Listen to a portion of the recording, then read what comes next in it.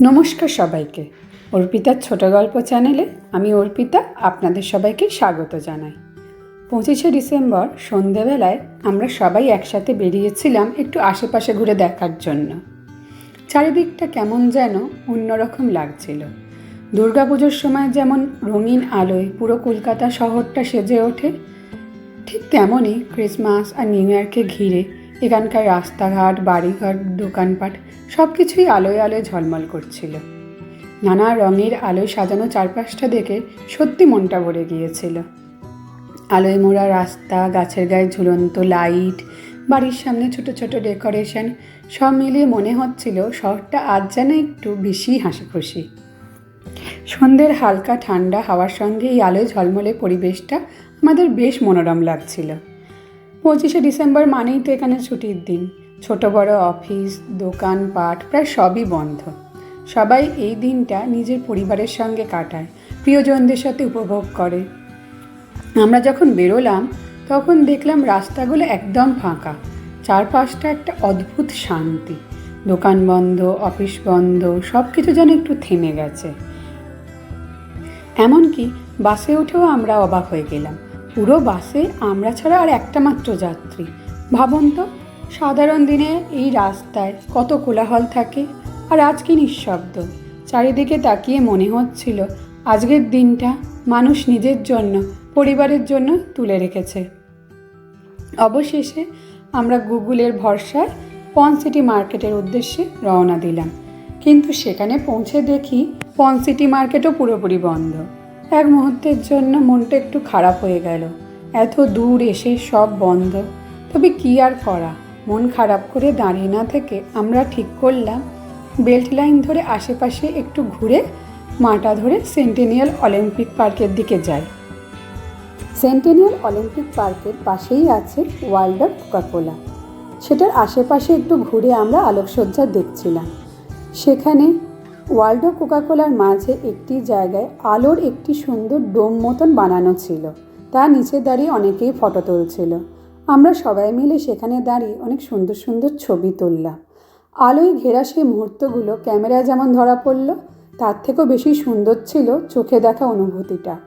World of Coca Cola চারপাশটা ভালো করে ঘুরে দেখে নিয়ে আমরা ঢুকে পড়লাম সেন্টেনিয়াল অলিম্পিক পার্কের ভেতরে। পার্কের এক জায়গায় তখন চলছে light and sound fountain show. তার চারপাশে সবাই গোল হয়ে বসে উপভোগ করছে। ফোয়ারার সামনে গিয়ে কেউ কেউ ছবি তুলছে। কিছু কিছু বাচ্চা দেখলাম গানের তালে তালে নাচ করছিল।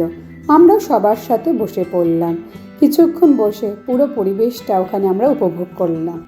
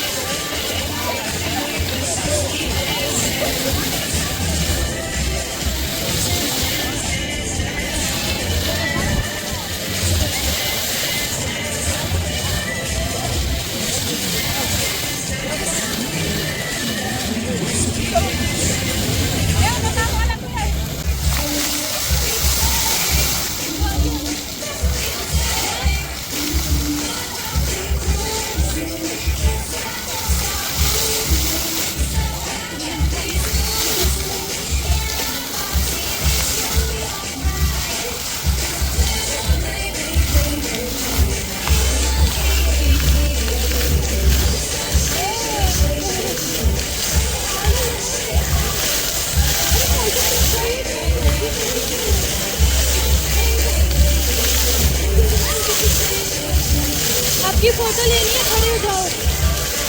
फोटो ভিডিও लेनी, फोटो ले लो, वो आ गए।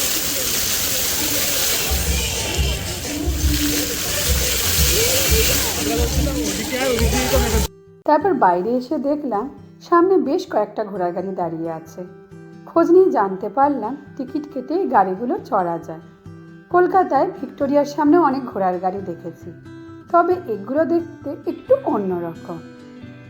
সব মিলিয়ে সেই দিনটা আমাদের সত্যি খুব ভালো কেটেছিল। আর হ্যাঁ, যেহেতু সেদিন পনসিটি মার্কেট বন্ধ ছিল, তাই আমরা সবাই মিলে আবার পরের দিন চলে গেছিলাম পনসিটি মার্কেটে। এবার একেবারে অন্য চিত্র। উপরে নিচে কত রকমের কন্টিনেন্টাল ফুড শপ, চারিদিকে মানুষের ভিড়, বন্ধুদের সঙ্গে আড্ডা, কেউ খাবার উপভোগ করছে, কেউ গল্পে মেতে আছে। পুরো জায়গাটাই উৎসবের আনন্দে ভরা। ঘুরতে ঘুরতে হঠাৎ এক জায়গায় দেখি একজন মানুষ নীরবে বসে পিয়ানো বাজাচ্ছে। তারই একটি ছোট ক্লিপ ব্লগের শেষে অ্যাড করা আছে। আমার এই প্রথম ব্লগটি আপনাদের কেমন লাগলো কমেন্টে জানাতে ভুলবেন না। ভালো থাকবেন, সুস্থ থাকবেন। আবার দেখা হবে অর্পিতার ছোট গল্পে।